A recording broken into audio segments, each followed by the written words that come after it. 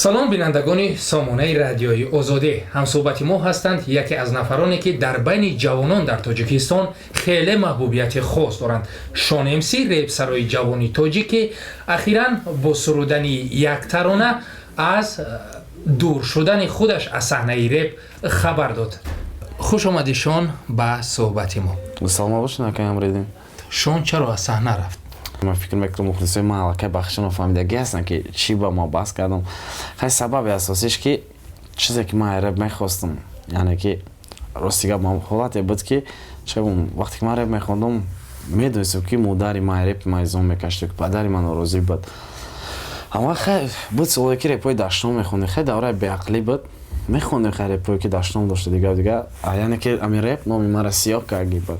و بعد من میخواستم که اما وقت نامی خدمه یک بار با واسطه رپ نام سیاه کرد، باید رپ تازه کنه، سر سفید کنه.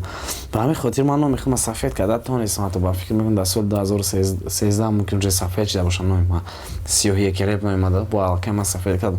نه که 14 من حرکت کردم که نامی رپ سفید کنم. اما بینید شهباز، شما پای اهداف شخصی خیش بودید. رپ از شما چی گرفت؟ رپ به شما باید چی میداد و شما برای باید چی میدادید و به قول میسیای خود را به انجام رسانیدید. اما امروز هزارها جوان، هزارها مخلص شان امسی میگوید، پای شان امسی است، سرودای اون گوش میکند. پس با اونها چی میکنید؟ مخلصایی که ما را دستگیری میکنن در آخر یک گپ میشنون که شانی تا کجا برآمد، کدام صحنه، کدام کلیپش برآمد که اگر من نداشتم چیزایی که من نقشه داشتم، کلیپایی که رپای من تا کلیپایی که طلب میکنه راستی که من نمیتونم بکنمشون. ممکنه این سبب هم باشه که تا که من مخلص خودم در غیر من صحنه میبرم مخلص من را همون دستگیری میکنه که من ایزون میکشم. راستی که چی با این قدر من را دستگیری میکنم من یا در غیر ام پی 3 چی دادن نمیتونم. من میخوام مخلصم در کلیپ بکنم که در یک جا بسته و بگه که فخر کنه که کمیری من شونه من پیش صحبت کردم پسند است من هم چیز میخوام شنیدم، نه که من غیر ام پی 3 در مخلصم چی دادن نمیتونم.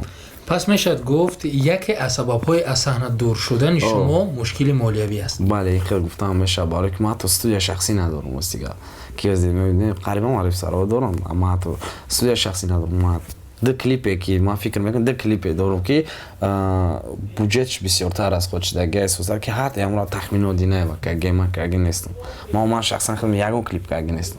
وابسته به از صحنه دور شدن شان امسی نمیشد گفت که شاید یگان تهدیدهای شما رو مثلا نه راستی تهدید نبود نسبت تهدید نیست که من فکر میکنم که خداوند هیچ وقت انسان بار نمیته که برداشته نمیتونه. سبب کمی استعداد ما داد باوری دارم که نگهبان هم هسته. بعد از این پای چی مشغول میشه؟ خیلی بعد از این با میبینیم یگان جوان کار میویم راستی حرکت میکنم که پرودوسر شم که پرودوسر کار کنم مثال برای سفرعلی سمادزاد برای فیر که از بخشی خیلی برادر رو از باجه امکه و دیگهش خیلی وایره پایخشن سیاوش خورشید امکه مثلا یک گروه هست که بچه که اینو قدمش تگی بدن دمی که در دیدن مثال کی بود دیگه بخشی فیرکه امکه سفرعلی سمادزاد سیاوش خورشید میخوام همین همچون پرودوسر با سرشون با شما یعنی که یک جای کنسرت یورم مونده خیلی باید چی شود. جدایی از مخلصان مشکل نیست؟ جدایی رپ آسانه نکه مخلص نه. رپ که من فکر میکردم میگفتم که در درون خونه ما تو در رپ میگم رپ در درون خونی ما یک مر میمونه این رپ غم نمیته. فقط مخلصی که هر یکیشون تازه بیسانه نبرای سوس در کامنتاری رو ما میخونم در اینترنت مارسیک سایتم بانو سومونایی که در ادنا کلاسیک از فیسبوک دیگه شون امسی و در باور نکنیم من بار دیگه میگم که من سومونای دارم که نام فامیلی هم چی دیگه سالی تولدنیای دروغ مونده که پروست برای فهمیدن که مخلصی کی چه ما را قبول میکنه. با همین سبب میخونم کامنتاریایی که هم میمونن با خود دل تسگا میکنه که در صحنه بودیم در خجان یک اختراع کنسرت داد که اکشون شما چی با وعده خلافی میکنه کوه دعوتون که شما وعده دادگی بده که اگر مخلصان قطعی ما بمونم من تو خیرم میمونم. واسه گپ نمی سوالی بود چی با وعده خلافی میکنه گفت کو چی صحنه ترک صحنه رو کردین سوالی میان امروز با خدا اکا کو شکافت میکنه اخی پاش میتونه اخی داوی چشم پر میشه چشم نکی خید فکر میکنم قسم ما را بفهمم که من نمیخوام که چه با انسان با سر خام برم یگان روزای ما دبا برم بعد برای پا باز کنم. من میخوام که دیدم که حدیث من نیومدش من نمیتونم کلیپای کدا کی بفورم بخریسته با همین خاطر بگذار با سر بدن محبوبم که اقلا در ما در یادی مخلص مونو ما در بس این قدر که او بود یا وقتی دورای مداره پر بود شون ام سی میگفتنش نه قدر ما در بس کرد بود چیزی یا سخنی که من نپرسیدم شما میخواهید گویید؟